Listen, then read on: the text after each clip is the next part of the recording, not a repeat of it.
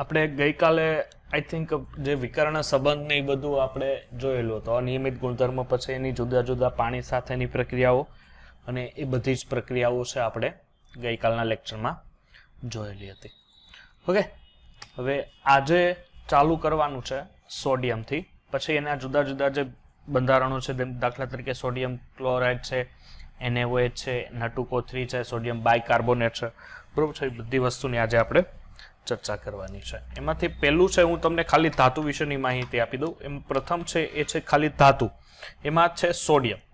Okay, તો sodium છે એ કઈ રીતે બનાવી શકો તમે, એ આપણે ચર્ચા અત્યારે કરવાની. સોડિયમ કઈ રીતના બનાવશો, તો પેલું ધ્યાન આપજો કે કાસ્ટનર પ્રોસેસથી તમે સોડિયમ બનાવી શકો. કઈ કાસ્ટનર પ્રોસેસ, અથવા આપણે ગુજરાતીમાં એને કહીએ તો પદ્ધતિ. ઓકે, કાસ્ટનર પદ્ધતિથી દાખલા તરીકે તમારી પાસે NaOH છે, તો NaOH નું વિદ્યુત વિભાજન કરાવવાનું છે 330 ડિગ્રી સેલ્સિયસ. કેટલી? 330 ડિગ્રી સેલ્સિયસ. એટલે એમાંથી Na પ્લસ અને OH માઇનસ હશે. એટલે આ Na પ્લસ એટલે અહીંયા કે આની પ્રક્રિયા કોના ઉપર થશે? ચાલો, એટલે હવે કાસ્ટનર પદ્ધતિથી તમે લોકો શું કરી શકો ભાઈ? કાસ્ટનર પદ્ધતિથી આપણે બનાવવાનું છે NaOH બનાવવાનું છે. સોરી, સોડિયમ અને OH એમાંથી છૂટું પડશે. એટલે સોડિયમ છે કેથોડ ઉપર રહેશે, OH માઇનસ છે એનોડ પર રહેશે. હવે સોડિયમ શું કરે કે એક ઇલેક્ટ્રોન મેળવે, એટલે એક ઇલેક્ટ્રોન મેળવે, કારણ કે સોડિયમનું શું થશે? ત્યાં રિડક્શન થશે. એક ઇલેક્ટ્રોન મેળવશે. ધ્યાન આપજો, કાસ્ટનર છે, કાસ્ટનર સેલ, એ કાસ્ટનર સેલમાં કેથોડ જે તમારો છે, આ કેથોડ ઓલવેઝ Fe નો હોય. કોનો હોય? Fe નો હોય. અને તમારી પાસે જે એનોડ છે, એનોડ ઓલવેઝ નિકલ નો હોય. એટલે ખાસ યાદ રાખજો આ માટે. એટલે આ એક ઇલેક્ટ્રોન મેળવશે અને કેમાં જશે? સોડિયમમાં જશે. જ્યારે OH શું કરશે? તો OH પોતાનામાંથી એક ઇલેક્ટ્રોન દૂર કરશે. પરંતુ ઇલેક્ટ્રોન અહીંથી જેવો દૂર થાય એટલે આમાંથી શું વસ્તુ છૂટી પડશે? ધ્યાન આપજો, ઇલેક્ટ્રોન પ્લસ એમાંથી O2 પ્લસ એમાંથી પાણીનો અણુ છૂટો પડશે. હવે અહીંયા OH 2 છે, તો આ બાજુ મારે કેટલા લખવા પડે? 2. મીન્સ કે આપણે એક કામ કરીએ, ઓક્સિજનને સંતુલિત કરીએ. એક મિનિટ. ઓક્સિજનને અહીંયા સંતુલિત કરતા ઓક્સિજન ઇલેક્ટ્રોન, એટલે અહીંયા હું જો 2 વડે ગુણું તો અહીંયા 4 વડે, એટલે અહીં થઈ ગયું 4. એટલે આ બાજુ ઓક્સિજન કેટલા? 4. આ બાજુ પણ ઇલેક્ટ્રોન સંતુલિત કરવા 4. એટલે આ કાસ્ટનરમાં કેથોડ છે Fe નો હોય, એનોડ છે નિકલનો. એટલે અહીંથી તમને શું પ્રાપ્ત થયું? સોડિયમ છે એ પ્રાપ્ત થશે. બરોબર છે. એક પદ્ધતિ છે ડાઉન પદ્ધતિ. બરોબર છે, ડાઉન પ્રોસેસ દ્વારા મેળવી શકાય. ડાઉન પ્રોસેસ શું હશે? ડાઉન પ્રોસેસ ધ્યાન આપજો, ઇમ્પોર્ટન્સ છે, આપણી બુકમાં નથી, NCERT પણ ઇમ્પોર્ટન્સ છે. એટલે ડાઉન પ્રોસેસ માટે પીગલિત NaCl વાપરી શકો તમે. કેવું? પીગલિત NaCl. પીગલિત NaCl છે એટલે આપણને ખબર છે કે Na પ્લસ ને Cl માઇનસ. તો કેથોડ ઉપર કોણ આવશે? સાહેબ પ્લસ જ આવશે, કારણ કે કેથોડ માઇનસ એટલે આ પ્લસ. આ શું કરે? એક ઇલેક્ટ્રોન મેળવે ને કેમાં જાય? Sodium solid. અને એનોડ ઉપર શું થશે કે એનોડ ઉપર જે Cl માઇનસ છે, Cl માઇનસ ઇલેક્ટ્રોન મેળવી અને 1/2 Cl2 બનાવશે, એટલે ગેસિયસ ફોર્મમાં જશે. એટલે આ Cl2 છે ગેસિયસ ફોર્મમાં જે એનોડ તરફ આવે છે. ચાલો, આ તો થઈ તમારી પાસે સોડિયમની બનાવટ. હવે દાખલા તરીકે પોટેશિયમની બનાવટ લેવી હોય તો પોટેશિયમ છે એ ધ્યાન આપજો, સોડિયમની જેમ પોટેશિયમ નિષ્કર્ષણ થઈ શકતું નથી. એટલે શું થાય કે પોટેશિયમની ધાતુ જે પીગલિત ધાતુ એટલે KCl વધારે દ્રાવ્ય થઈ જાય. ધ્યાન આપજો, એટલે કે તમે પોટેશિયમનું નિષ્કર્ષણ KCl દ્વારા તમે એ રીતે કરી ના શકો. કેમ? તમે NaCl કે NaOH દ્વારા તમે સોડિયમનું શુદ્ધિકરણ અને સોડિયમ ધાતુ મેળવી, એ રીતના તમે પોટેશિયમનું શુદ્ધિકરણ એ રીતના ન મેળવી શકો. કારણ કે પોટેશિયમ ધાતુ પીગલિત KClમાં ખૂબ કેવી થઈ જાય? વધારે દ્રાવ્ય. પણ Na ધાતુ જે સોડિયમ છે NaClમાં એટલી દ્રાવ્ય હોતી નથી. એટલે હું કહી શકીએ તો કઈ રીતે મેથડ થાય કે એ લોકો એવું કરે કે એક કામ કરીએ કે ધાત્વિક સોડિયમ અને સાથે પીગલિત KCl તમે લ્યો. આ ધાત્વિક જે સોડિયમ છે એનું તમે દ્રાવણ KCl સાથે દ્રાવણ બનાવશો, એટલે KCl સાથેનું વિદ્યુત વિભાજન એટલે આ રીતનું હશે કંઈક KCl. એટલે શું થશે કે અહીંથી આ K પ્લસ બનશે. શું બનશે? K plus. અને આ K પ્લસ અને Cl માઇનસ, એટલે એમાંથી ફક્ત ને ફક્ત કોણ ઉપયોગ કરશે? K plus. અને એ K પ્લસ માંથી આને ઇલેક્ટ્રોન આપશે અને આનો ઇલેક્ટ્રોન આ લઈ લેશે. એટલે આ બનશે Na પ્લસ અને K સોલિડ. આ રીતના પોટેશિયમ ધાતુ છે તમે અહીંયા મેળવી શકો. ધ્યાન આપજો, પોટેશિયમ છે એ વધુ બાષ્પશીલ છે સોડિયમની સાપેક્ષમાં. વધુ બાષ્પશીલ હોવાને કારણે તે નિસ્યંદન પામે. શું પામે છે? તે વધુ બાષ્પશીલ હોવાને કારણે તેનું નિસ્યંદન થાય છે અને નિસ્યંદન થતું હોવાને કારણે તમે એને શુદ્ધ સ્વરૂપમાં આ વિભાગીય નિસ્યંદનને કારણે તમે એની 99.5% શુદ્ધ પોટેશિયમ ધાતુ છે એ તમે મેળવી શકો. અને ખાસ કરીને ધ્યાન આપજો કે પોટેશિયમ અને સીઝિયમ છે, આ પોટેશિયમ અને સીઝિયમનો ઉપયોગ ખાસ કરીને ફોટો ઇલેક્ટ્રિક સેલમાં ઉપયોગ થાય છે. આનો કનો ફોટો ઇલેક્ટ્રિક સેલમાં. ફોટો ઇલેક્ટ્રિક સેલમાં આનો વધારે ઉપયોગ શું કામ થાય છે ખબર છે કોઈને? કોઈને આઈડિયા છે કે ભાઈ એ બંને ફોટો ઇલેક્ટ્રિક સેલમાં વધારે શું કામ ઉપયોગ થાય? સુપર ઓક્સાઇડ આપે એટલે. યસ, સુપર ઓક્સાઇડ આપે. જો ફોટો ઇલેક્ટ્રિક અસર તમને ખબર છે? કારણ કે એ પોતે છે ને આ ફોટો ઇલેક્ટ્રિક સેલમાં, કારણ કે આ બે પોતે છે ને ઝડપથી પોતાના ઇલેક્ટ્રોન દૂર કરી શકે ને એના માટે, બરોબર છે. કારણ કે ઇલેક્ટ્રોન ફોટો ઇલેક્ટ્રિક આપણને ખબર છે અસર કે જે ઇલેક્ટ્રોન જેવા તમે એના ઉપર કોઈ ફોટોન આપાત કરો એટલે એમાંથી તરત જ ઉર્જા બહાર આવે ને આ બે એવા છે કે મોટા કદને કારણે પોતાનામાંથી ઝડપથી ઇલેક્ટ્રોન દૂર કરી શકે. ચાલો, હવે છે સોડિયમ કાર્બોનેટ. આને તમે શું કહો છો સર? આ છે વોશિંગ સોડા. કયા છે? Washing soda. ધ્યાન આપજો, અહીંયા સોલ્વે એમોનિયા સોડા પદ્ધતિ તમારે વાપરવાની છે. સોલ્વે એમોનિયા સોડા પદ્ધતિ. હવે આ પદ્ધતિ શું શીખવાડે? ધ્યાન આપજો, તમારે શું કરવાનું છે કે એમોનિયા લ્યો, આ એમોનિયાની પ્રક્રિયા H2O અને CO2 સાથે જો તમે પ્રક્રિયા કરાવશો એટલે અહીંયા તમને મળશે એમોનિયમ કાર્બોનેટ. શું પ્રાપ્ત થશે? Ammonium carbonate. અહીંયા એમોનિયા 2 છે એટલે અહીંયા 2 વડે ગુણી દઈએ. હવે હું કરવાનું, અહીંથી પ્રાપ્ત થયેલો એમોનિયમ કાર્બોનેટ એટલે NH4 ટ્વાઇસ CO3 ની ફરીથી H2O અને CO2 સાથે પ્રક્રિયા કરતા અહીંયા મળશે એમોનિયમ બાયકાર્બોનેટ. હું એમોનિયમ બાયકાર્બોનેટ ફરીથી 2 વડે આપણે ગુણી દઈએ અને આ એમોનિયમ બાયકાર્બોનેટ લ્યો, જો 3 પ્રોસેસ છે એમોનિયમ બાયકાર્બોનેટ લ્યો, એની પ્રક્રિયા NaCl સાથે કરાવો. NaCl સાથે કરાવો એટલે શું થશે કે અહીં બાયકાર્બોનેટ માઇનસ અને NH4 plus, Cl minus Na plus, એટલે અહીંથી હું બન્યું NaHCO3 પ્લસ NH4 Cl. હવે અહીંયા શું પ્રાપ્ત થયું? NaHCO3. તો આ પ્રક્રિયા શું છે કે આ NaHCO3 છે એની દ્રાવ્યતા ઓછી હોવાને કારણે શું થઈ જાય? આનું સ્ફટિકીકરણ થઈ જાય. શું થઈ જાય? સ્ફટિકીકરણ. સ્ફટિકીકરણ એટલે ખબર ને, સ્ફટિકમાં રૂપાંતરણ થઈ જાય. હવે જેવું એ સ્ફટિકમાં રૂપાંતરણ થશે એટલે શું કરશે કે પાણીના અણુ એને ગુમાવ્યો હોય એટલે NaHCO3 છે એટલે આપણને ખબર છે ઓબ્વિયસલી સર આમાં કાર્બોનેટ છે, કાર્બોનેટ છે એટલે પહેલા શું છૂટું પડે? CO2 છૂટું પડે. અહીંયા શું વધ્યું? એક ઓક્સિજન અને એક અહીંયા આપણે 2 વડે આને ગુણી દઈએ એટલે અહીંયાથી દૂર થશે H2O અને હવે વધ્યું હું સર? વધ્યું N2CO3. બરોબર છે, N2CO3 એટલે એક CO2 એક H2O અને N2CO3 અહીંથી વધ્યું એટલે આ શું બન્યું? Washing soda. હવે હું થાય ઘણી વાર છે ને આ પ્રક્રિયામાંથી ફરીથી પણ આપણે એમોનિયા પ્રક્રિયા લેવો એટલે શું થાય કે તમને જે અહીંથી NH4Cl દૂર થયું ને, આ NH4Cl ને લઈ લેવાનું. આ NH4Cl લ્યો, એની પ્રક્રિયા કરી નાખો કેલ્શિયમ હાઇડ્રોક્સાઇડ સાથે. કોની સાથે દીકરા? કેલ્શિયમ હાઇડ્રોક્સાઇડ સાથે. જેવી કેલ્શિયમ હાઇડ્રોક્સાઇડ સાથે પ્રક્રિયા કરશો એટલે Cl minus NH4 plus, calcium ઉપર +2, H ઉપર માઇનસ. સર શું છૂટું પડશે? અહીંથી પહેલા છૂટું પડશે કેલ્શિયમ ક્લોરાઇડ. અહીંથી કેલ્શિયમ ક્લોરાઇડ છૂટો પડ્યો. હવે અહીંયા શું છે? NH4, તો NH4 રિલીઝ થશે NH3 માં અને અહીંથી H2O. એટલે આ એમોનિયા મળ્યો, એ એમોનિયાની ફરીથી પાણી અને H2O સાથે CO2 સાથે પ્રક્રિયા કરો એટલે આ પ્રોસેસ પાછી આગળ. એટલે વધેલો જે, ધ્યાન આપજો, કોઈ પણ વસ્તુ આમાં વેસ્ટ નથી જવાની. વધેલો જે સંયોજન છે NH4Cl એમાં થોડું કેલ્શિયમ ઓક્સાઇડ એટલે ફોડેલો ચૂનો તમે નાખી દો, કેલ્શિયમ હાઇડ્રોક્સાઇડ ફોડેલો ચૂનો નાખી દો એટલે ફરીથી એમાંથી એમોનિયા નીકળશે અને એ એમોનિયાનો ઉપયોગ તમે ફરીથી આગળ કરી શકો. ધ્યાન આપજો, એના ગુણધર્મ છે. હવે આ જ પ્રમાણે સર શું K2CO3 બનાવી શકીએ આપણે?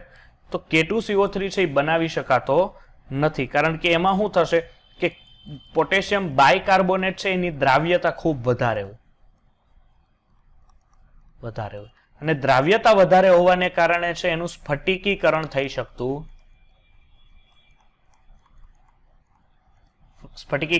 શકતું નથી. અને સ્ફટિકીકરણ ન થઈ શકતું એને કારણે અહીંયા કેમ? અહીંયા જો બાયકાર્બોનેટ હતું તો સ્ફટિકીકરણ થઈને શું થયું? H2 અને CO2 છૂટા પડ્યા. પણ એવું પોટેશિયમ બાયકાર્બોનેટનું થતું નથી. એટલે પોટેશિયમ બાયકાર્બોનેટ છે એ બને પણ K2CO3 ન બને. હવે પોટેશિયમ બાયકાર્બોનેટની તમને બનાવટ કે ને તો સેમ પોઝિશન અહીંયા આ જ ચાલુ રાખવાની તમારે. પણ અહીંયા જે તમે NaCl લીધા હતા ને દીકરા, બસ એની જગ્યાએ હું લઈ લેવાનું KCl. એટલે તમે આ જ પ્રોસેસ ઉપર આવી જાઓ અહીંયા. પણ તમે અહીંયાથી એક પોઝિશન થાય કે અહીંથી આ પ્રક્રિયા આગળ વધે નહીં. કેના માટે? ફક્ત પોટેશિયમ માટે પ્રક્રિયા આગળ વધતી નથી. ચાલો સોડિયમ કાર્બોનેટ છે. સોડિયમ કાર્બોનેટના જુદા જુદા ગુણધર્મની આપણે ચર્ચા કરીએ. તો પ્રથમ ગુણધર્મ એવો છે કે K2CO જે Na2 છે એ સફેદ સ્ફટિકમય ઘન છે. કેવો છે? સફેદ સ્ફટિકમય ઘન છે. બીજું કે એ ડિહાઇડ્રેટ સ્વરૂપમાં મીન્સ કે ડેકાહાઇડ્રેટ સ્વરૂપમાં એ સૌથી વધારે હોય. દાખલા તરીકે N2CO3 × 10 ટાઈમ H2O આ સ્વરૂપમાં સૌથી વધારે જોવા મળે. તે પાણીમાં કેવો છે? સરળતાથી દ્રાવ્ય છે. એટલે પાણીમાં તમે એને ડિઝોલ્વ કરી શકો આરામથી. આપણે કરીએ છીએ ને જ્યારે સવારમાં કપડાં ધોતા હોય ત્યારે પાણીમાં સાબુ નાખીએ, બરોબર છે. એટલે આ જે પાવડર નાખ્યો તમે વોશિંગ સોડા, એટલે તરત જ પાણીમાં ડિઝોલ્વ થશે ને એના ફીણ તમને જોવા મળે છે. અને ઓલ બેઝ આપણે એ વાત પણ કહીએ કે સર એ કઈ રીતે ડિઝોલ્વ થશે. દાખલા તરીકે Na2CO3 -2 એમાંથી ડિઝોલ્યુશન ખરેખર કાર્બોનેટનું થાય. એટલે કાર્બોનેટ માઇનસ શું કરે? પાણી સાથે અહીંયા રિએક્શન આપે અને અહીંથી શું કરે? એ બાયકાર્બોનેટ બનાવે +OH-. હવે અહીંથી એને મૂકી દો તો અહીંયા એને OH છૂટો પડતો હશે અને સોડિયમ બાયકાર્બોનેટ છે અહીંથી સંયોજનો પ્રાપ્ત થાય છે. ઓકે, એટલે આ રીતના પ્રક્રિયા થશે. ધ્યાન આપજો. એ તમે કઈ રીતે એનું સ્ફટિક જળ ગુમાવવું હોય, દાખલા તરીકે તમે જો 373 કેલ્વિન તાપમાન આપો, આ જ પ્રોસેસ છે, અહીંથી જ હું લખું છું. જો 373 કેલ્વિન તાપમાન આપો ને તો શું થશે ખબર? કે એ પોતાનામાંથી એક પાણીનો અણુ દૂર કરશે. મીન્સ કે અહીંયા 9H2O વધ્યા, અહીંયા H2O એક દૂર કર્યા. પણ જો તમે એને 373 કેલ્વિનથી વધારે તાપમાન આપશો તો એ સંપૂર્ણ પાણીનું વિભાજન કરી દેશે. એટલે એમાંથી 10 મોલ H2O છે એ સંપૂર્ણપણે કેવા થઈ જાય? દૂર થઈ જાય. બરોબર છે. એટલે આ થઈ તમારી નટુ કોથળીની અમુક સામાન્ય પ્રક્રિયાઓ. હવે ધ્યાન આપજો, આ જે પ્રક્રિયાઓ છે આ પ્રક્રિયાઓ ખાસ યાદ રાખજો, તમારે MCQ માટે જરૂરી છે. હવે ત્યારબાદ છે એના ઉપયોગો. તો આપણને ખબર જ છે કે એના ઉપયોગો કઈ કઈ જગ્યાએ તમે કરી શકો. કપડાં ધોવામાં, કોસ્ટિક સોડા, ધોબી કામમાં, સાબુ, કાગળ, રંગ બધામાં તમે એનો ઉપયોગ ખાસ કરીને કરી શકો છો. ચાલો, હવે છે આપણી પાસે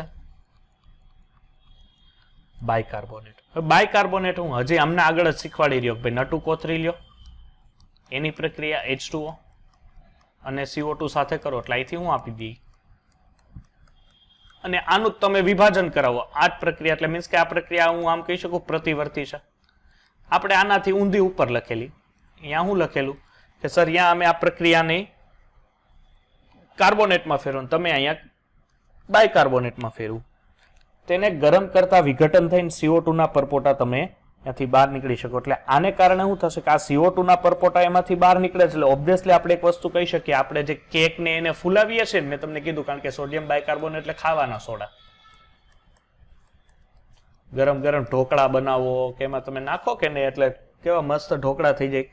ખમણ છે, એમાં બધામાં તમે આનો ઉપયોગ કરી શકો. ત્યારબાદ એના ઉપયોગ છે એ ખાસ કરીને ચામડીના રોગ હોય, જે ચેપ હોય, એને મંદનાશક તરીકે એનો ઉપયોગ કરી શકો. અને એક વસ્તુ ધ્યાન આપજો કે ખાવાના સોડા હોય તો ખાવાના સોડામાં સર સંપૂર્ણપણે સોડિયમ બાયકાર્બોનેટ નહીં, એમાં 30% જ સોડિયમ બાયકાર્બોનેટ હોય. કેટલો? એક મિનિટ. ખાવાના સોડા એમાં કેટલો? 30% જ શું હોય છે? સોડિયમ બાયકાર્બોનેટ હોય છે. સાથે સાથે એમાં 10% કેલ્શિયમ હાઇપોફોસ્ફેટ હોય, એટલે 10% hydrogen calcium H2 PO4 twice plus 40% starch અને સોડિયમ એલ્યુમિનો સલ્ફેટ એટલે Na2SO4 twice. એટલે આટલું મિશ્રણ હોય છે ખાવાના સોડામાં. પણ વધારે આપણે એને સોડિયમ બાયકાર્બોનેટ તરીકે શું કામ વર્તીએ? એનું મેઇન રીઝન છે કે આમાંથી નીકળતો જે CO2 વાયુ છે ને એને કારણે એમાં બબલ્સ બને. તમે ખબર હોય તો કોઈ પણ કેક કે કોઈ પણ ઢોકળા કે ઉપર તમે જ્યારે કાપો છો ત્યારે ખબર છે કદાચ ખમણ તમે જોયું તો સાઈડમાં એમાં નાના નાના એક આમ ગોળા જેવું અંદર બની ગયેલું હોય છે. એ આ CO2 ના પરપોટા હોય, બબલ્સ હોય, બરોબર છે. એને કારણે એ ફૂલાય છે વધારે, એટલે વધારે તમે એને સોડિયમ બાયકાર્બોનેટ તરીકે યાદ રાખો છો. હવે છે આપણી પાસે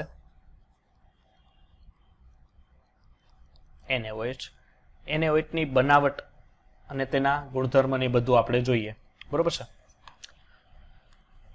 ચાલો, શરૂઆતમાં તો એવું થતું કે કાર્બોનેટમાંથી જ તમે લગભગ NaOH બનાવી શકતા. એમાંથી હું પહેલી પ્રોસેસ આપું છું, એ તમને છે ગોસેસ પ્રોસેસ પદ્ધતિ. આ પદ્ધતિ ઉપર ધ્યાન આપજો ખાસ કે તમારી પાસે નટુ કોથળી છે, એની પ્રક્રિયા કેલ્શિયમ હાઇડ્રોક્સાઇડ સાથે પ્રતિવર્તી પ્રક્રિયા છે 80 થી 90 ડિગ્રી સેલ્સિયસ તાપમાન, અને પાણીની વરાળ તમારે લેવાની છે. એટલે શું થશે કે કેલ્શિયમ છે અહીંથી કાર્બોનેટ ઉપાડશે, એટલે બનશે અહીં કેલ્શિયમ કાર્બોનેટ પ્લસ અહીંયા શું છે Na અને OH, તો 2 2 2 છે એટલે અહીંયાથી 2 મોલ NaOH. એટલે આ રીતના તમે NaOH મેળવી શકો. સેકન્ડ જે પ્રોસેસ છે એ છે લોવિંગ પ્રોસેસ અથવા લોવિંગ પદ્ધતિ. ગોવિંગ નહીં પરંતુ લોવિંગ પદ્ધતિ. તો લોવિંગ પદ્ધતિ શું કહે છે જુઓ તો, લ્યો નટુ કોથળી ઉપાડો, એની પ્રક્રિયા આયન ઓક્સાઇડ સાથે Fe2O3. Fe2O3 ને શું કહેવાય, હેમેટાઇટ કે મેગ્નેટાઇટ?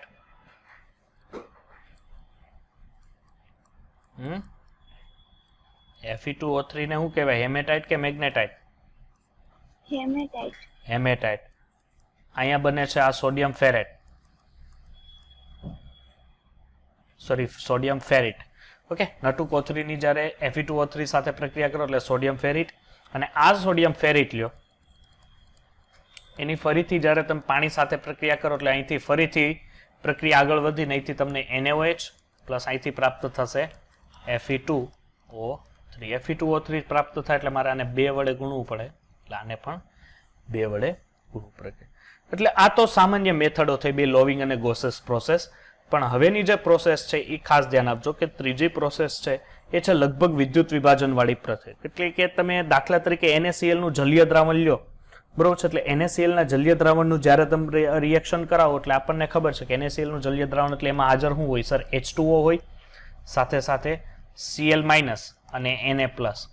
હવે આમાંથી છે ને ચર્ચાનો વિષય બને કે એનોડ ઉપર કોણ જશે, એટલે ઓબ્વિયસલી એનોડ ઉપર તો આ જાય, તો કેથોડ ઉપર કોણ જાય, પાણી જાય કે સોડિયમ જાય? ધેટ મીન્સ કેથોડ ઉપર પ્રક્રિયા શું થવાની, ઇલેક્ટ્રોન મેળવવાની વૃત્તિ. તો આ સોડિયમની ઇલેક્ટ્રોન મેળવવાની વૃત્તિ વધારે હોય કે પાણીમાં રહેલા H+ કે OH- ની? તો ઓબ્વિયસલી પાણીની હોય. પાણીની હોય ને. ખરેખર તમે આ ચાલો આ હું લખું છું, ધ્યાન આપો કે એનોડ છે, એનોડ શું કરશે, -2 ઇલેક્ટ્રોન ગુમાવશે, કારણ કે આપણે એને Cl2 માં ફેરવીએ છીએ. એટલે હવે કેથોડ ઉપર ચર્ચાનો વિષય બને. કેથોડ ઉપર થવાનું, કેથોડ ઉપર ઓલવેઝ શું થાય, રિડક્શન. રિડક્શન એટલે ઇલેક્ટ્રોન મેળવવાની વૃત્તિ. તો પાણી છે ઇલેક્ટ્રોન મેળવવાની વૃત્તિ ધરાવે કે સોડિયમ? પાણી.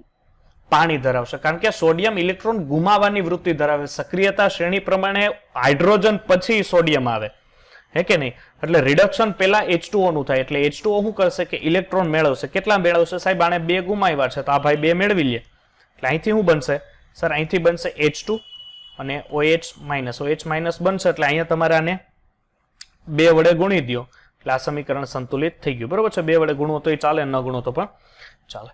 ઓકે, એટલે આ પ્રોસેસમાં તમે જુઓ તો H2 અને Cl2 મળ્યો, પણ સોડિયમ સાહેબ ક્યાંય મળ્યો નહીં. એટલે શું થશે કે અહીં આ દ્રાવણમાં તમને ક્યાંય સોડિયમ સંયોજન પ્રાપ્ત થતું નથી. એટલે શું કરવામાં આવે કે આ પ્રક્રિયા તો ચાલશે નહીં. એટલે એ લોકો શું કરે કે એક ડાયાગ્રામ લે અથવા નેલ્સન સેલ્સ લે. એ નેલ્સન સેલ્સ કેવો હશે હું તમને જો બતાવું. અહીંયા જો આ રીતનો નેલ્સન સેલ્સ હોય, નેલ્સન કોષ પણ એને કહેવાય, બરોબર. એટલે એમાં શું કરે કે ભાઈ એનોડ અને કેથોડ તરીકે અહીંયા ભરી દે. હવે શું થાય કે અહીંયા તમે જોઈ શકો કેથોડ એક સ્ટીલ છે જેમાં એસ્બેસ્ટોસનું અસ્તર ધરાવેલું છે. એસ્બેસ્ટોસ એટલે ખબર ને, જો એસ્બેસ્ટોસ એટલે શું કહેવાય ખબર છે કે જે કોઈ પણ તમે ગરમ વસ્તુ એના ઉપર મૂકો ને તો એ ગરમ વસ્તુ મીન્સ કે તમે સમજો ને કોઈ પણ ગરમ વસ્તુ હોય એને તમે ગરમી એની પસાર ન થવા દે, એટલે આગળ ન વધવા દે. દાખલા તરીકે મારી પાસે ગરમ ચાનો કપ છે તો મારે કોઈ ટેબલ ઉપર મૂકો છે પણ ટેબલ ગરમ ન થવું, એટલે હું એસ્બેસ્ટોસ શીટ મૂકી શકું જેને કારણે ઉષ્માનું વહન એ થવા દે નહીં. પછી અહીંયા છે તાજું બનાવેલું બ્રાઇન જળ. બ્રાઇન જળ એટલે ખબર છે? NaCl. દરિયાઈ પાણી. NaCl નહીં કહેવાનું, દરિયાઈ પાણી. હું દરિયાઈ પાણી. હવે ધ્યાન આપજો. એટલે આ બધી વસ્તુ તમે મૂકી છે. અહીંયા ધ્યાન આપો કે તમે અહીંયા આ જે પોરસ ડાયાફ્રામ અને બાકીનું બ્રાઇન જળ તમે મૂકેલું છે, અને સાથે સાથે શું છે કે આની અંદર NaCl ના દ્રાવણનું આસપાસ છિદ્રાળુ તમે આ જે મૂકેલું છે ને બ્રાઇન જળ, એની આસપાસ NaCl ના એક છિદ્રાળુ પડજો, આ છિદ્ર દેખાય છે, નાના નાના છિદ્ર દેખાતા હોય, જ્યાંથી NaOH બહાર નીકળી શકતો હોય એ પ્રકાર મૂકવાનું. અહીંયા તમને છે ને વિદ્યુત વિભાજન જ્યારે તમે એ પ્રક્રિયા કરશો એટલે અહીંથી ફક્ત ને ફક્ત તમને જે પ્રાપ્ત થશે ને એ NaOH 10 થી 15% NaOH જ હશે. કેટલો?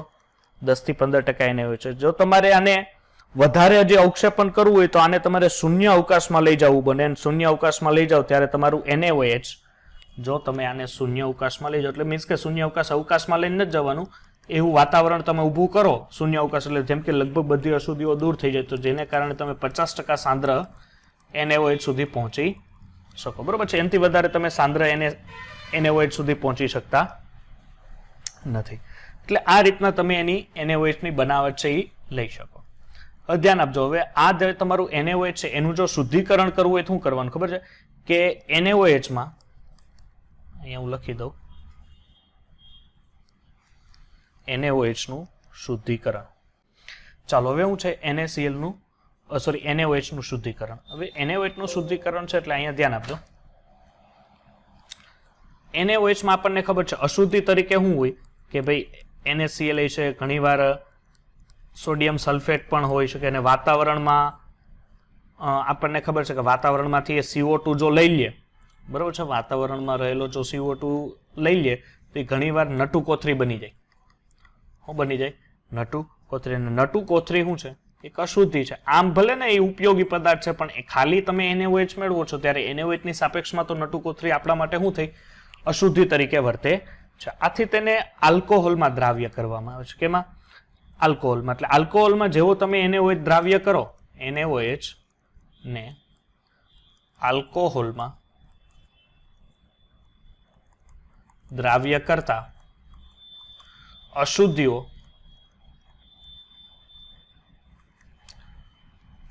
અદ્રાવ્ય રહે.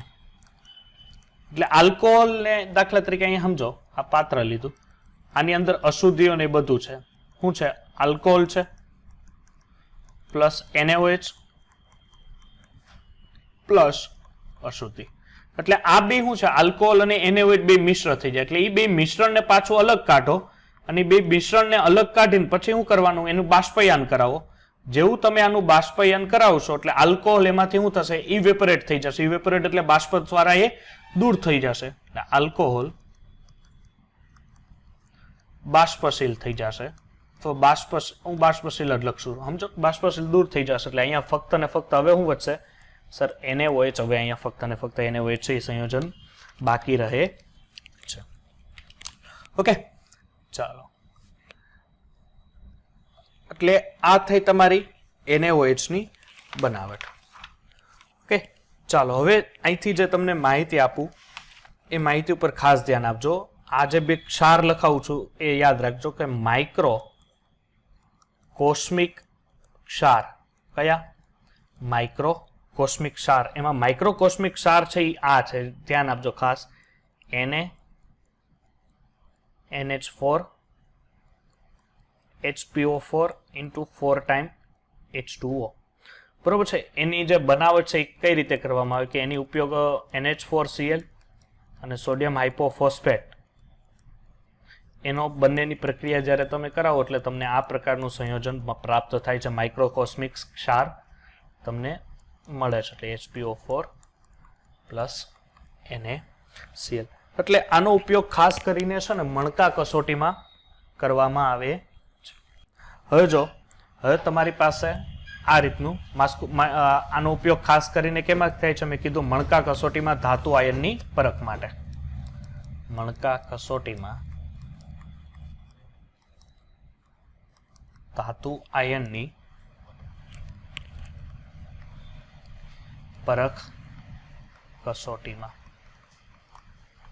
ઓકે, ચાલો. હવે આપણી પાસે છે સોડિયમ પોટેશિયમ પંપ, અથવા આપણે એમ કહી શકીએ જેને સોડિયમ પોટેશિયમની જૈવિક અગત્યતા. હવે સોડિયમ પોટેશિયમની જૈવિક અગત્યમાં છે ને એક મહત્વના ભાગ છે, એ અહીંયા ધ્યાન આપજો. સોડિયમ અને પોટેશિયમની જૈવિક અગત્યતા. હવે સોડિયમ પોટેશિયમ પંપની જૈવિક અગત્યતા યાદ રાખજો. દાખલા તરીકે એક કોઈ 70 કિલોનો વ્યક્તિ છે. ઓકે, આનો વેઇટ 70 કિલોગ્રામ છે. આ 70 કિલોગ્રામનો વ્યક્તિ હોય તો એ 70 કિલોગ્રામ વ્યક્તિની અંદર છે ને 90 ગ્રામ સોડિયમ રહેલું હોય. કેટલા? 90 ગ્રામ સોડિયમ. 170 ગ્રામ એની અંદર પોટેશિયમ રહેલું હોય. સાથે સાથે 5 ગ્રામ એની અંદર ખીલ્યું પડ્યું હોય એટલે લોખંડ છે. અને 0.06 ગ્રામ એની અંદર કોપર રહેલું હોય. ઓકે, એટલે આ રીતના જુદું જુદું જે ધાતુઓ છે, ધાત્વીય ગુણ છે, એની અંદર રહેલા હોય. એટલે આ આયનોનું ખરેખર કાર્ય શું હોય ખબર છે? આ આયન શું કાર્ય કરે કે તે જ્ઞાન તંતુમાં સંદેશા વહનનું કાર્ય કરે. જ્ઞાન તંતુમાં સંદેશા વહનનું કાર્ય કરે. બીજું, કોષ પડદા વચ્ચે પાણીના વહનનું નિયમન કરે. એટલે કોષ પડદાની વચ્ચે પાણીનું જે વહન છે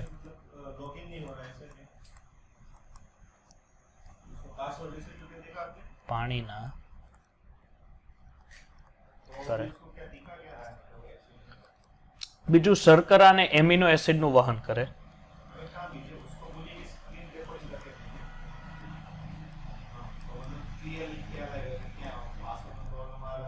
એસિડનું વહન કરે.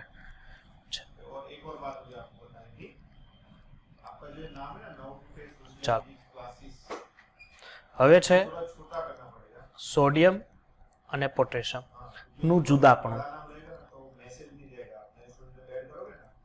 હવે હું છે કોષ પડદામાંથી પસાર થવું અને ઉત્સેચક અને સક્રિયોત કરવા, બેનું કાર્ય શું છે? અલગ અલગ કાર્ય છે કે તે કોષ પડદામાંથી પસાર થાય છે પણ, અને સાથે સાથે આપણે એમ કહી શકીએ કે ઉત્સેચકને સક્રિય કરે.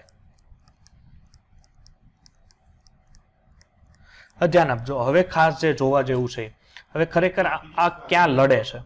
હવે દાખલા તરીકે તમારી પાસે પ્લાઝમા છે. આ પ્લાઝમા છે. તમને ખબર છે પ્લાઝમા એટલે શું? અત્યારના સમયમાં એનો સૌથી વધારે આમ બોલચાલ થાય છે એની. પ્લાઝમા એટલે ખબર છે તમને દીકરા?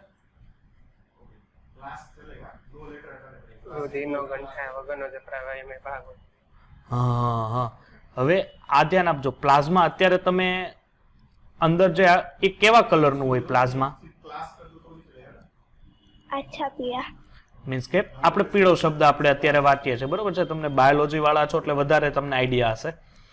હવે આ એક પ્લાઝમા છે, રુધિરમાં રહેલું પીળું પ્રવાહી, બરોબર છે? પ્લાઝમામાં શું રહેલું હોય દીકરા?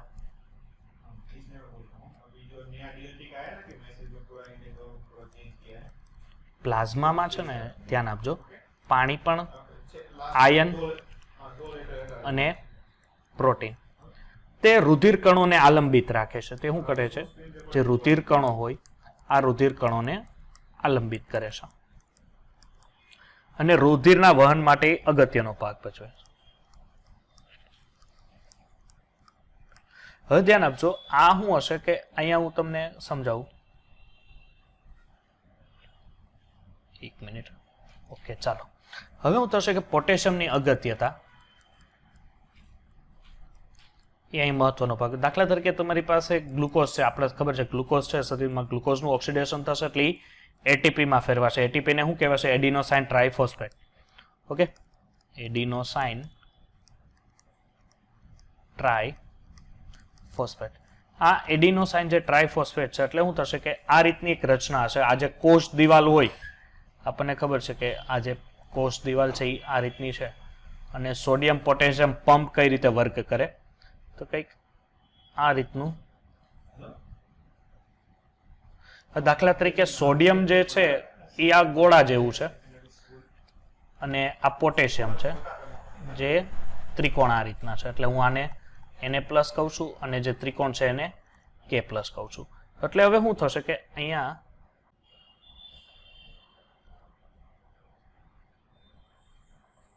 આ રીતની રચના હશે. એટલે એને કારણે શું થશે કે અહીંયા જો રચનામાં તમે એક વસ્તુ નોટિસ કરી ને, તો આ પોટેશિયમ છે એ અહીંયા આવીને બેસશે અને જે સોડિયમ છે, સોડિયમ એ ગોળા સ્વરૂપે છે, એ અહીંયા આવીને બેસશે. એટલે આ સોડિયમ થઈ ગયું અને આ પોટેશિયમ થઈ ગયું. એટલે શું થશે કે જેટલા એ પોટેશિયમ સોડિયમ છે અંદર દાખલ થાય, પાછા અંદર આવે, પાછા અંદર દાખલ થાય, પાછા અંદર આવે.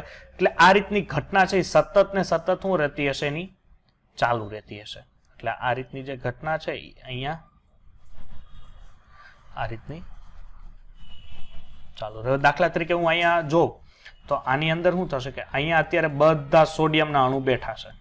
હવે એની બાજુની સેમ એક સિમિલર લઈએ આપણે.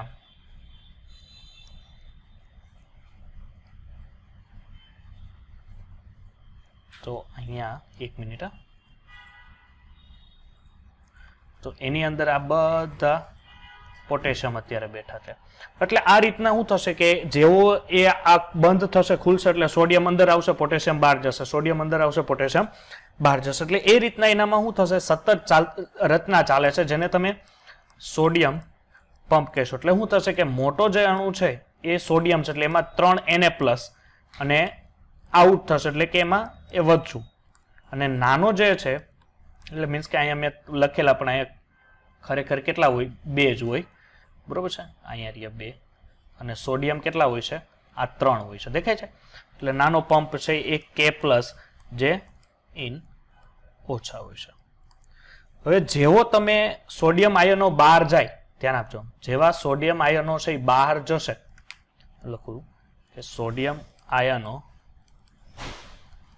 જેવા બહાર જશે એટલે કેમાં ચેન્જ થશે, એટીપી માંથી એડીપી માં ફેરવાય, બરોબર છે. એટીપી માંથી કેમાં ફેરવાશે, એડીપી માં ફેરવાય. એટલે ઘણીવાર શું થશે કે આ સોડિયમ પોટેશિયમ પંપ છે ને, એ જો સોડિયમ પોટેશિયમ પંપ જે સંયોજનો છે એ વધારે જો અપડાઉન કરશે, એટલે કે એ જે રુધિરમાં છે, રુધિરની જે પ્લાઝમાની કોષ દિવાલો છે, એને કારણે શું થશે, બ્લડ પ્રેશર વધવાના કારણો પણ વધે. એટલે બ્લડ પ્રેશર જેને વધતું એને ડોક્ટર મીઠું ખાવાની ના પાડે, જેને કારણે સોડિયમનું પ્રમાણ છે એ પંપમાં વધારે ના થાય. એટલે કે દાખલા તરીકે આપણને ખબર છે કે જ્યારે પ્રાણીઓ આરામ કરતા હોય ત્યારે પણ આ પ્રક્રિયાઓ તો સતત ચાલુ જ હોય, પણ આરામ કરતા હોય ત્યારે એની એટીપી છે એ 1/3 ભાગમાં એટીપી વપરાય. ક્યારે, જ્યારે પ્રાણીઓ આરામ કરતા હોય ત્યારે.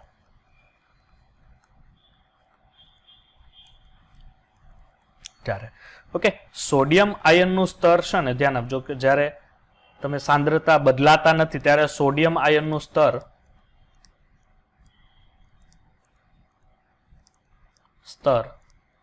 143 મિલીમોલ પર લિટર અને પોટેશિયમ આયનનું સ્તર છે એ 0.5 મિલીમોલ પર લિટર હોય છે.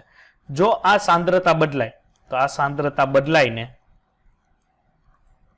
કેટલી થઈ જાય છે ખબર છે, સોડિયમ આયન છે Na+ આયન એની થઈ જાય 10 મિલીમોલ પર લિટર અને પોટેશિયમની થઈ જાય, વધી જાય 105 મિલીમોલ પર લિટર. અને અહીંયાથી જે તમે આ પ્રક્રિયાઓ, રાસાયણિક પ્રક્રિયાઓ અંદર શરીરમાં થતી હશે, એટલે આશરે 24 કલાકની અંદર એ 15 કિલોગ્રામ જેટલું કાર્ય કરે છે. કેટલું? 15 કિલોગ્રામ જેટલું કાર્ય કરે છે. ઓકે, એટલે અહીંયા થઈ ગયો તમારો આ જે સંયોજન છે એ S બ્લોક એલિમેન્ટ્સનો ભાગ 1, એટલે મીન્સ કે આલ્કલી તત્વ છે એ સંપૂર્ણપણે અહીંયા પૂરા થયા છે. ઓકે, હવે આપણે જોવાનું છે આલ્કલાઇન અર્થ મેટલ. તો ચાલો આલ્કલાઇન અર્થ મેટલ વિશેની માહિતી જોઈએ. હવે આપણને ખબર છે આલ્કલાઇન અર્થ મેટલ છે એટલે સમૂહ નંબર 2. સમૂહ નંબર 2 ના તત્વ કયા કયા?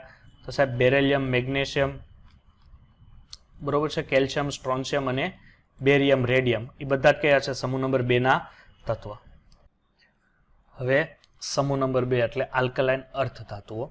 તો આલ્કલાઇન અર્થ ધાતુઓની પેલી વસ્તુ કે આલ્કલાઇન અર્થ ધાતુ છે એની જે સામાન્ય ઇલેક્ટ્રોન રચના છે, કે સામાન્ય ઇલેક્ટ્રોન રચના છે NS. ઓકે, ત્યારબાદ એની ઓક્સિડેશન અવસ્થા જોઈએ તો આપણને ખબર છે કે એની ઓક્સિડેશન અવસ્થા કેટલી છે? +2. કારણ કે દાખલા તરીકે હું મેગ્નેશિયમ લો, મેગ્નેશિયમનો પરમાણુ ક્રમાંક 12 એટલે ઇલેક્ટ્રોન રચના મૂક્યો તો અહીંયા નિયોન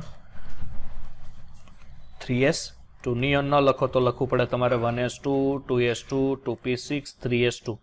ઓકે, એ 2 ઇલેક્ટ્રોન ગુમાવે, Mg જ્યારે પોતાનામાંથી 2 ઇલેક્ટ્રોન ગુમાવે ત્યારે એ પોતાનું અષ્ટક છે એ, એટલે મીન્સ કે ઇલેક્ટ્રોન રચના છે એ સંપૂર્ણપણે પૂરી કરી દે, એટલે 3s2. એક ગુમાવી તો ખરા પણ ત્યારે ઇલેક્ટ્રોન રચના એની પૂરી ન થાય, એટલે એની ઓક્સિડેશન અવસ્થા છે એ +1 અને +2 બે હોઈ શકે, પણ એની સૌથી સ્ટેબલ ઓક્સિડેશન અવસ્થા કઈ હોય છે? +2 સ્ટેબલ ઓક્સિડેશન અવસ્થાઓ હોય છે. એટલે આને તમે બેરેલિયમ, મેગ્નેશિયમ, કેલ્શિયમ, સ્ટ્રોન્શિયમ, બેરિયમ અને રેડિયમ. રેડિયમ આપણને ખબર છે રેડિયો સક્રિય તત્વ તરીકે જાણીતું છે. ધ્યાન આપજો, આ બધી જ છે કે સમૂહ નંબર 2 ના તત્વ કેટલીક અગત્યની મહત્વની ખનિજો ધરાવે. બરાબર છે. ખનિજોમાંથી એ ખાસ કરીને જુદા જુદી ખનિજોમાંથી જુદું જુદું પ્રમાણ તમે એમાંથી મેળવી શકો છો. એટલે આ જે મળતી ખનિજો છે એ મળતી ખનિજો કઈ કઈ જગ્યાએથી કેટલી કેટલી મળે છે અને એની જે ખનિજો છે અને એમાંથી કયો ધાતુ મળે છે, કઈ તત્વો મળે છે, એની ખાસ તમારે નોંધ લેવી. બરોબર છે. એ વાંચી લેવું આવડું. આ રેડિયમ સુધી છે. ચાલો હવે આવી જાવ પાછા આપણે એના જે ગુણધર્મ છે આપણે કેમ પેલામાં જોયેલા ભાગ 1માં. ચાલો આઈનીય ત્રીજા. હવે તો આ ગુણધર્મ વિશે તમને કઈ કહેવું ન પડે મારે, કારણ કે આગળ મેં લગભગ સમજાવી દીધું છે. પહેલી વસ્તુ કે પરમાણ્વીય ત્રીજા, તો સમૂહમાં ઉપરથી નીચે તરફ જતા પરમાણ્વીય ત્રીજા શું થાય? સાહેબ પરમાણ્વીય ત્રીજા વધે. પરમાણ્વીય ત્રીજા વધે તો એની સાથે સાથે આયનીય ત્રીજા શું થાય? વધે. આયનીય ત્રીજા વધવાનું કારણ શું? કે ઉપરથી નીચે તરફ જતા સર કદ વધે. કદ વધે એનું મેઇન રીઝન શું થાય? સર ઝેડ ઇફેક્ટિવ ઘટે. સર ઝેડ ઇફેક્ટિવ ક્યારે ઘટે? કે જ્યારે શિલ્ડિંગ અસર કેવી હોય? વધુ હોય. શિલ્ડિંગ અસર કેવી હોય? વધુ હોય. ધ્યાન આપજો, બધામાં આ જ સેમ પોઝિશનથી તમે લોકો એના ઉપર ભાર મૂકી શકો. બરોબર છે. આ 3 વસ્તુ તમને ખબર હોય. ધ્યાન આપજો, આ બેઝિક છે. એ આપણે ખબર છે. ત્રીજા ચેપ્ટરમાં બેઝિક એટલે જ મેં કરાવેલું, મેં કીધેલું કે SP બ્લોકમાં આનો ખાસ કરીને ઉપયોગ થશે. ઓકે ચાલો હવે આવી જાવ આયનીકરણ એન્થાલ્પી. આયોનાઇઝેશન એન્થાલ્પી એટલે શું? કે બાહ્યતમ કક્ષામાં રહેલા ઇલેક્ટ્રોનને દૂર કરવા માટે આપવી પડતી ઉર્જા. ચાલો એ તો ખબર છે સાહેબ, સમૂહમાં ઉપરથી નીચે તરફ જતા આયોનાઇઝેશન એનર્જી વધે કે ઘટે?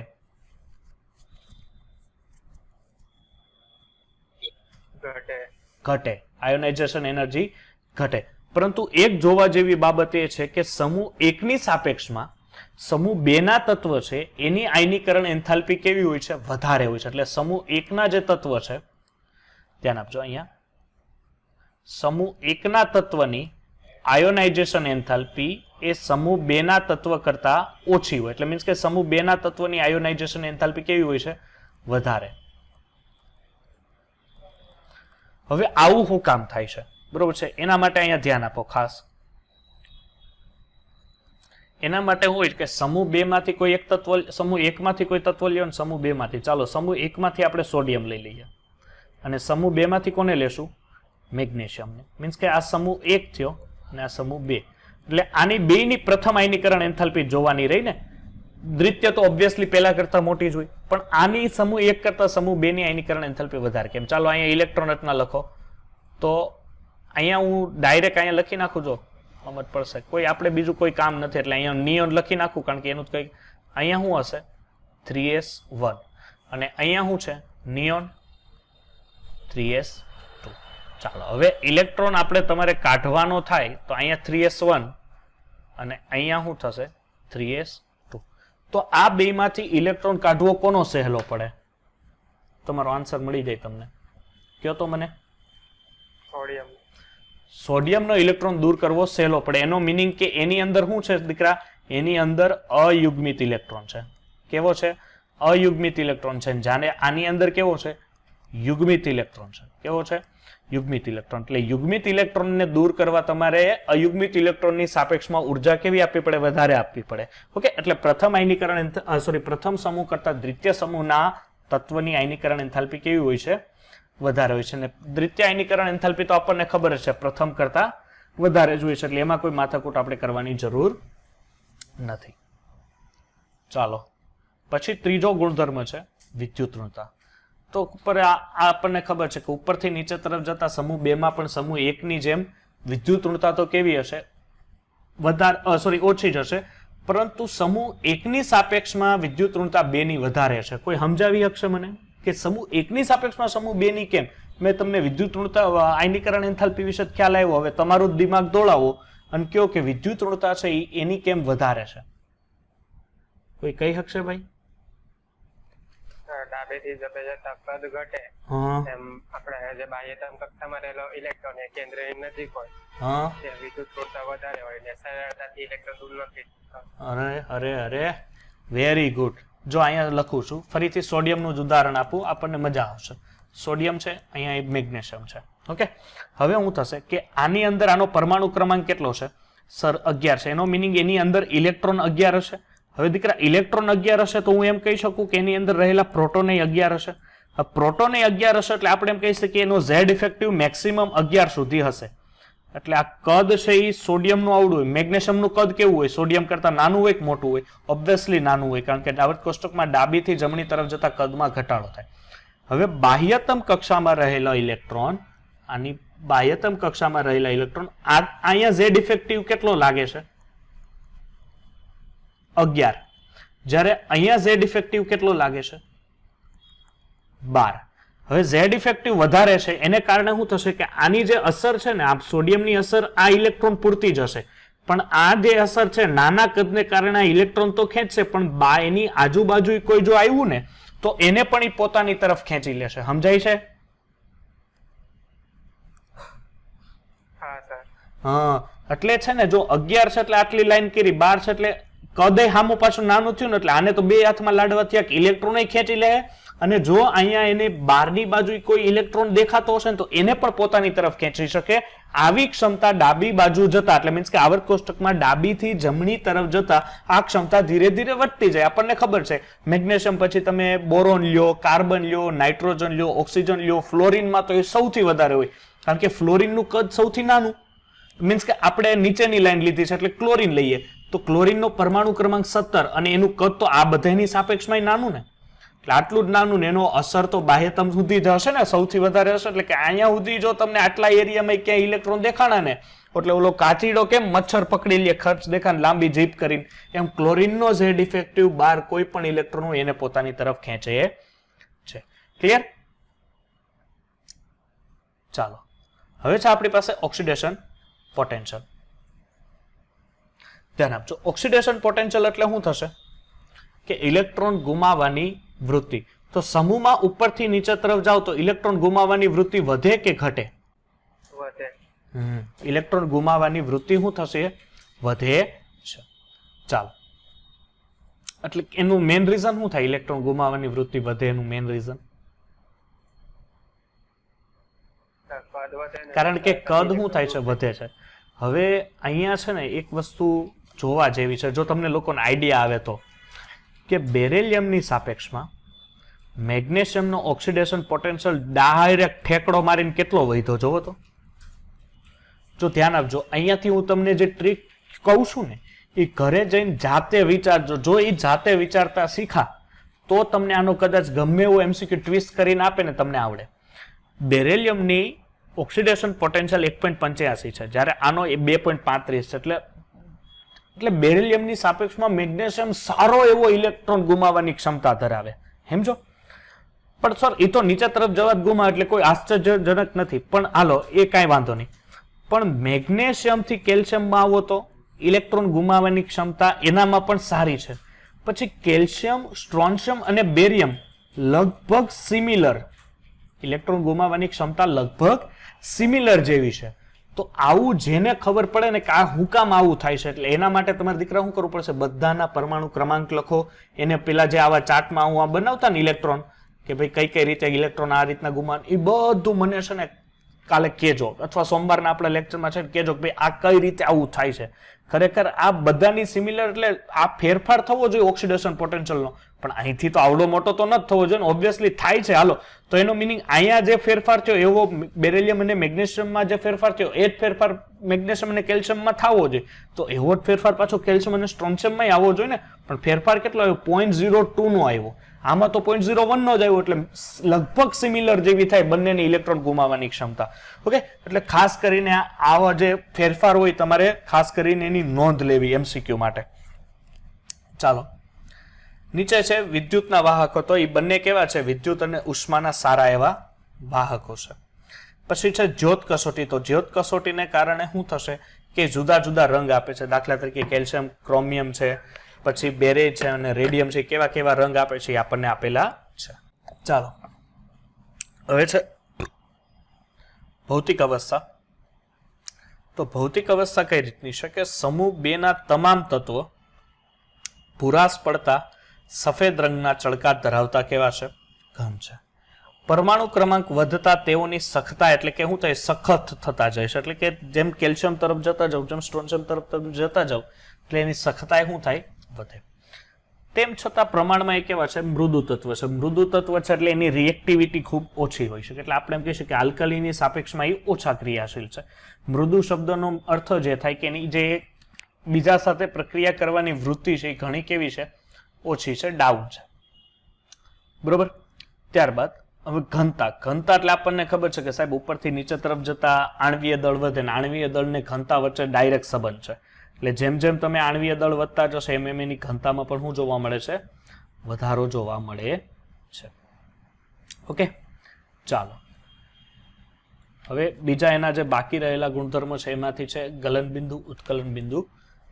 ચાલો હવે ગલન બિંદુમાં અહીંયા જુઓ, ગલન બિંદુ બેરેલિયમ કરતા મેગ્નેશિયમ છે એનું ગલન બિંદુ ડાઉન થઈ ગયું. જો અહીંયા મેં ઉપરનું શીખવાડ્યું હતું ને એ પ્રમાણે બેરિલિયમ કરતા મેગ્નેશિયમનું ડાઉન થયું, પાછો વધારો થયો, પાછો ઘટાડો થયો, પાછો ઘટાડો, એટલે પાછો ઘટાડો.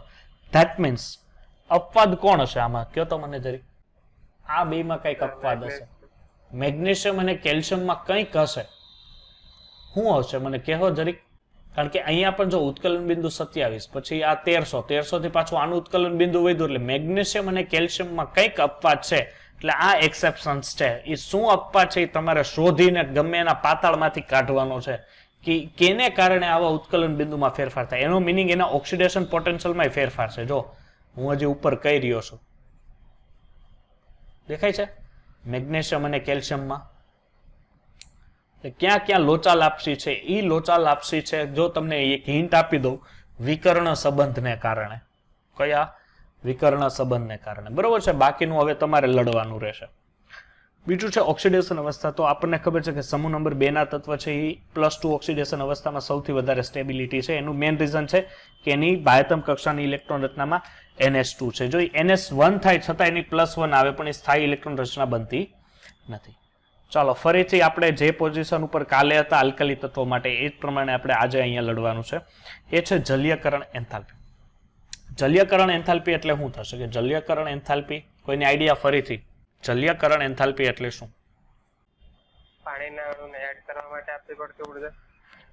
પાણીના અણુને એડ કરવા માટે આપવી પડતી ઉર્જા એમ ન થાય, કાલે હજી શીખવાડું.